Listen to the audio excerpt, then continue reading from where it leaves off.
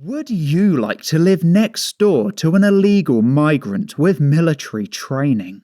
Well, if that's not something that you're into, I've got some bad news. Because you've got two maps on the screen. One is the world, one is Africa. And if you look at this one here, it says the state of military conscription around the world. Conscription is basically where you're forced into the military. Some countries do it, but most don't. It's where you're given essentially like 12 to 24 months of just solid military training. But if you look at these couple of countries here, you've got Angola, which is that one there. Then you've got South Sudan. And just to the side of that, you've got Eritrea. And there's also Turkey, which we'll get onto later. But those three countries there, Angola, South Sudan and Eritrea, we get a ton of illegal migrants from those countries. Because I was able to find this. This is Eritreans in the United Kingdom, as well as Angola and Sudan. I couldn't quite get the information for South Sudan, but it's going to be about the same.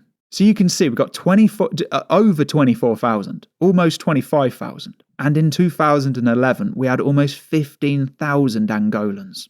So just between Eritrea and Angola, we got 40,000 in the UK. And you can almost guarantee that every single one of those men has had military training.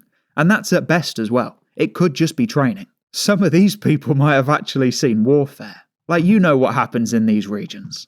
All sorts goes on. And like I said, we've also got Turkey as well. They have a massive military. And it's something that never really occurred to me before. That every single one of these Turkish people that we see on the streets, if they were born in Turkey and they came over, pretty much over the age of 18, then they would have had some sort of military training. And that could be anything. It's going to be a mixture between lethal training and non-lethal training. But I don't think I want these people around the streets of the UK. Because they told us that they were all good. You know, it was basically just happy days. These migrants are just going to move in, and it's just going to go to plan.